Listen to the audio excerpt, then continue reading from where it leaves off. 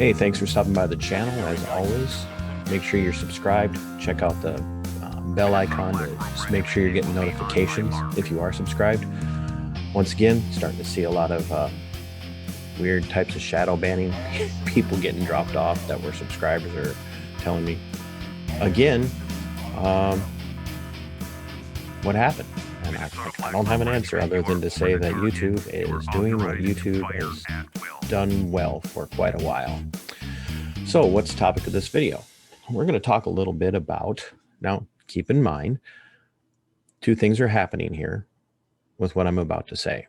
One, these are my opinions. They're not mere speculation. They are my opinions based on hours and hours and hours and hours of research, and based on, should we say, law and constitution. So we're going to talk a little bit about the governor's mask mandate and Minnesota state law. So I did a video about this one other time. Minnesota state statute 609.735, concealing identity.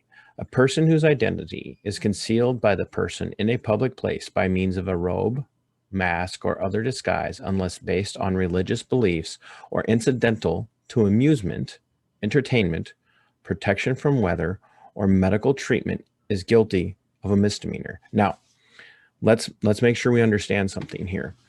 Medical treatment is not merely wearing a facial covering for the purpose of preventing you from spreading a disease like COOF or any other disease to other people. Medical treatment has in its substance, in its structure, the implication that a doctor is involved in your medical care and working with you, is telling you for your own safety, because of your compromised immune system, because you have X condition or Y condition, the best thing for you to do would be to wear a mask, a medical grade mask in public. That is medical treatment, okay? That is key. That's fundamental for us to understand. Now, why do I say that? Because as everybody in the state of Minnesota is well aware, Governor Walz issued an executive order that began on July 24th at 11:59.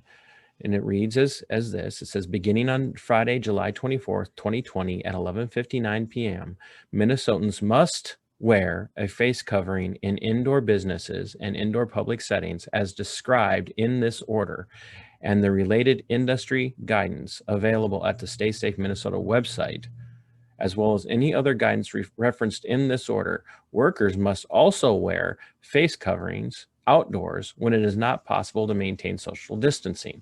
When leaving home, Minnesotans are strongly encouraged to have a face covering with them at all times to be prepared to comply with the requirements of this executive order. For the purpose of this executive order, the following terms are defined as follows. A face covering must be worn to cover the nose and mouth completely and can include a paper or disposable face mask, a cloth face mask, a scarf and bandana, a neck gaiter, or a religious face covering. Minnesotans are encouraged to refer to CDC guidance on how to make a face covering. Medical grade masks and respirators are sufficient face coverings, but to preserve adequate supplies, their purchase and use is discouraged for Minnesotans who do not work in a healthcare setting or in other occupations that require medical grade protective equipment. Masks that incorporate a valve designed to facilitate easy exhaling, mesh mask, or mask with openings and holes, visible gaps in the design or material, or vents are not sufficient face coverings because they allow exhaled droplets to be released into the air. Business and businesses are broadly defined to include entities that employ or engage workers, including private sector entities, public sector entities, nonprofit entities, and state, county, and local governments. Worker and workers are broadly defined to include owners, proprietors, employees, contractors, vendors, volunteers, and interns. Social distancing means individuals keeping at least 6 feet of distance from other individuals who are not members of their household. Household means a group of individuals who share the same living unit. Following individuals are exempt from face covering requirements of this executive order. Individuals with a medical condition, mental health condition, or disability that makes it unreasonable for the individual to maintain a face covering. This includes, but is not limited to, individuals who have a medical condition that compromises their ability to breathe, and individuals who are unconscious, incapacitated, or otherwise unable to remove or a face covering without assistance. These individuals should consider using alternatives to face coverings, including clear face shields and staying at home as much as possible. Children who are 5 years old and under. Those who are under 2 years old should never wear a face covering due to the risk of suffocation. Let that sink in. A face covering could suffocate a child 2 and under, or a person who's incapacitated. And so you should wear one because you can never mind. Situations where face coverings are mandatory. Except for individuals who are exempt under paragraph 8 of this executive order, and except for the circumstances described in paragraphs 10 and 12, Minnesotans are required to wear a face covering in an indoor business or public indoor space, including when waiting outdoors to enter an indoor business or public indoor space. So if I have to stand in line at Trader Joe's outside, even with 6 feet of distancing, I have to wear a mask outside, okay?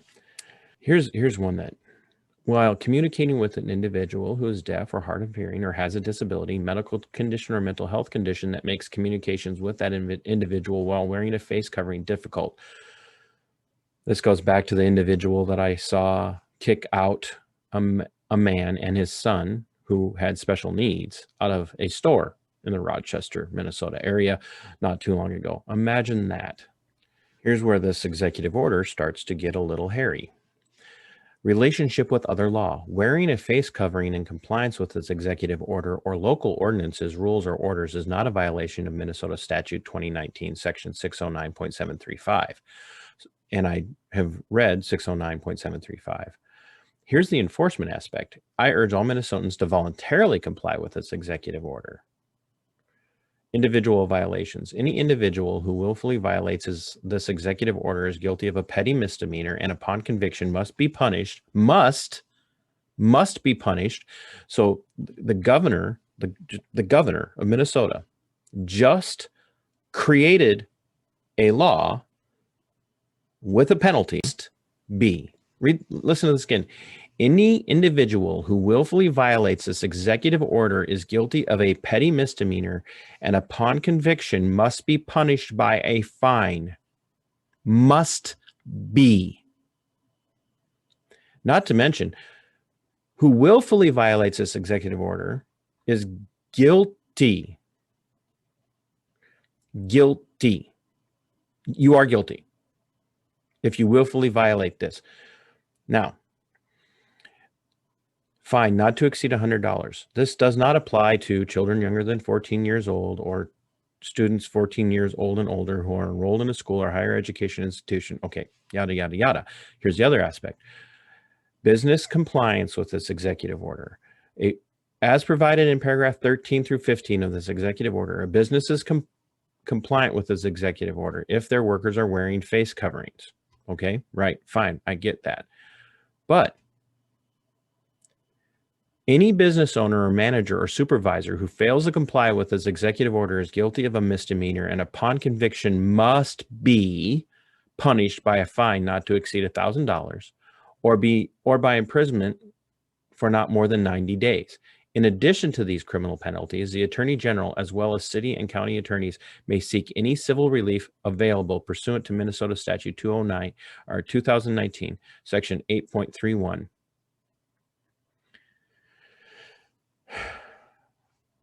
For this violation of this executive order, including civil penalties up to $25,000 per occurrence from businesses and injunctive relief. State and local licensing and regulatory entities that regulate businesses for compliance with statutes, rules, and codes to protect the public are encouraged to assess regulated businesses' compliance with this executive order and use existing enforcement tools to bring businesses into compliance. Individual rights. Nothing in this executive order is intended to encourage or allow law enforcement to transgress individual constitutional rights. Now, I've talked about this before. That part right there, the governor knows he's walking on really thin ice. So he inserts this into the language of his executive order, knowing that now he can step back and say, I did not require law enforcement to infringe on anybody's constitutional rights. Now, the jury's out. Is it an infringement on your constitutional rights to force you to wear a facial covering? You know what? I don't think we're ever going to get to the point of testing that, but here's what we should be testing. Does the governor have the power to issue an executive order creating a new law with new criminal penalties, be they petty misdemeanors or misdemeanors? Either way, it doesn't matter. Does he have that power? And according to the state constitution, the governor does not have the power of legislating. Only the legislature, the House of Representatives and the Senate, has that power because we have the separation of powers. Each branch, according to the Minnesota Constitution, is separate but equal, right? Separate but equal. They have separate duties, separate responsibilities, separate spheres of influence. And in those separate spheres of influence, they are to act in accordance with what the Constitution allows for them to do. So the legislature legislates. They make laws. They pass laws. And not only do they pass those laws, they write the criminal code that provides for the penalties for those laws. Moreover, they are not allowed by the Minnesota State Constitution to pass to the governor legislative power and then offer for themselves legislative veto of an executive power that they've granted the governor. They cannot willingly grant the governor the power to do something that only the Constitution only allows or affords for the legislative bodies to do. So the governor can issue an executive order. That's fine. You can issue executive orders all day long.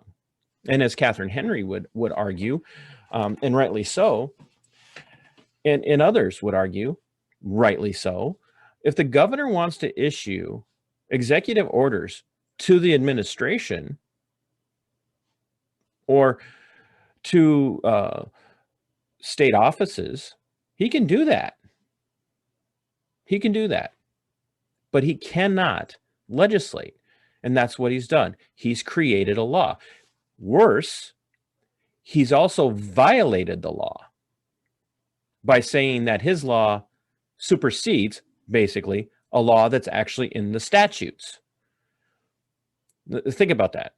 So 609.735 tells us that incidental to entertainment, whatnot, or for religious reasons, or for medical treatment, any person who wears a face covering that conceals their identity in a public place or in public is guilty of violating the law.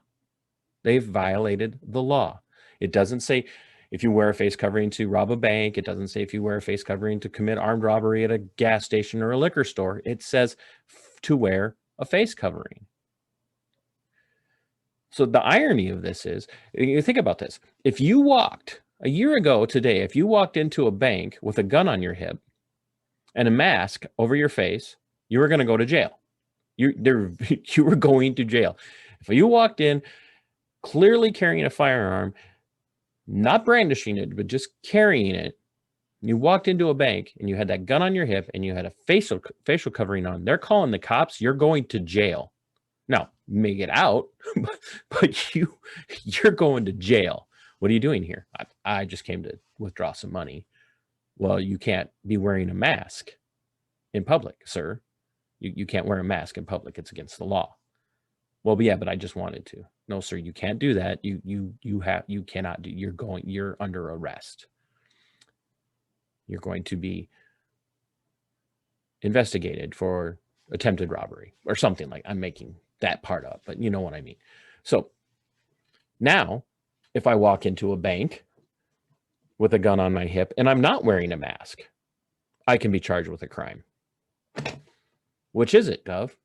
Which is it, Commissar Walz of the People's State of Marxisota? Which one of those is valid?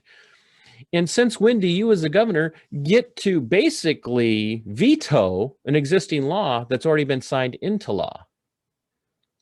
And that's not you don't get to do that. So if the House and the Senate get together and they want to repeal that law, they can repeal that law. Or if the Minnesota courts challenge that law and they decide that they want to declare that law unconstitutional and they think they can build their case for it, then they can do it. Governor, you're already being challenged on this by the Thomas More Society, who's representing several organizations on this very position. The separation of powers, Commissar Walz, does not allow for you to just legislate from your office like you're some despotic wannabe emperor of a tiny little island nation who thinks that you have the ability to just tell people, I am superseding this law and I am telling you that you will do this under penalty of the law. That's not how it works, Gov. And the biggest problem that we're facing right now is that the Minnesota House and the Minnesota Senate screwed up by even allowing you to have legislative powers a long time ago. They violated the Constitution as well. So this is actually a really good time for people to be challenging this. A court, a reasonable court, is going to look at this case and say, how do we address this? How do we deal with this? There's clearly a problem constitutionally here. And you have to rule. They would have to rule. So they can either rule the Constitution null and void, which would be a problem, or they would have to rule that this executive order, which creates by fiat a new law that supersedes an existing law. And there again, let's be perfectly clear. An executive order is not a law. An executive order is not a lawful order. And it's certainly not a lawful order if it violates a lawful statute. No matter what the governor puts in his executive order, if he says this doesn't violate that law, well, it clearly violates that law. It's a violation of constitutional separation of powers, period. The governor is out of his mind, and all of his administration is out of their minds. They're sick with the amount of power they think that they have taken to them, or that they have taken to themselves. They're sick with it. And we have a spineless House of Representatives that if they were really representing their people and not a political party like the Marxist Democrats, and let's be clear, the vast majority of people in office as Democrats in the state of Minnesota are not just classical liberals. They're not just soft progressives. They are Marxist leftist. Marxist leftist. And someday we're going to do a history on the Minnesota Democratic Farmer Laborers Union, the DFL. The DFL, as it exists today, is the brainchild of Marxist ideology. And rightly so, then, most of the people who are holding office in the state of Minnesota as DFL members are Marxist. The policies they support show that they're Marxist. But the representatives of Minnesota are not supposed to be supporting a party. They're not supposed to be supporting a particular ideology that goes along with what the governor says. They're supposed to be representing their people. And many of these DFLers have completely lost their minds and only do what the governor says. And we even have Republicans now that are in the House that are like, I don't know, maybe I should just keep it up, because if I don't, I might lose my position. Do what's right, okay? Do what's right if you're a legislator. If you're in the Senate, do what's right. Do what's right. I am calling on the Minnesota Senate to not approve a bonding bill, a budget. I'm calling on the Senate to not approve a budget for the state of Minnesota until the governor relinquishes his emergency powers. And that should be the crux of every phone call and every email. Stand up, take action, Minnesota. That should be the crux of every email, every phone call, every written letter, every conversation that you have. Demand that your senator stand up to this bully of a wannabe tyrant, Commissar Walz of Marxisota, and say, we're not passing your budget. We're not allowing you your budget until you relinquish your powers. The vast majority of people in Minnesota are doing everything that the governor wants, and yet somehow we've still managed to climb to 12th in the nation with COOF infections. Vast majority of people wear facial coverings in public. Vast majority of people are going out and getting, or at least talking about getting the vaccines. People are still social distancing. People are still staying home a lot more than they ever used to. Bars and restaurants and businesses are still at capacity limits. So what are we doing? Why are we climbing? Why are our numbers climbing when we're doing things that other states aren't? And their numbers aren't climbing, and their numbers are going down. Texas dropped its mask mandate, and for the first time since June of 2020, their 7-day average is the lowest it's ever been without a mask mandate. So tell me again how masks are responsible for this. And if somebody points to me and tells me the reason why our numbers are climbing in Minnesota is because people aren't wearing their mask, I will laugh at them. It is just an unverifiable, unprovable statement. Why are our numbers going up when 75 to 85% of the people are wearing masks in public? And I mean, I see people exercising outside, running with masks on. Even in my little small town, I will see people outside wearing masks, exercising. I mean, that's how blinded the sheeple of Minnesota have become, that they just put it on and go outside and exercise. Nobody around them. People driving in a car by themselves, wearing a mask. The governor has violated the separation of powers. The Minnesota legislator, the House of Representatives, and the Senate have violated the separation of powers. The courts need to rule on this. The courts need to rule on this, and they need to rule on this constitutionally. It's a violation of Minnesota Constitution. And here it is, just real quick before we end this. Article 3, Section 1 of the Minnesota Constitution. The powers of government shall be divided into 3 distinct departments: legislative, executive, and judicial.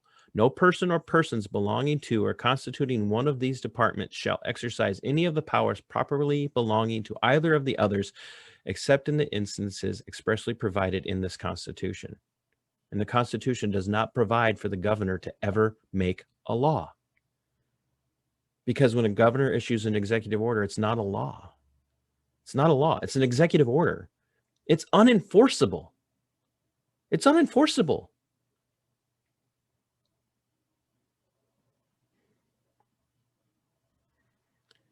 It can't be enforced.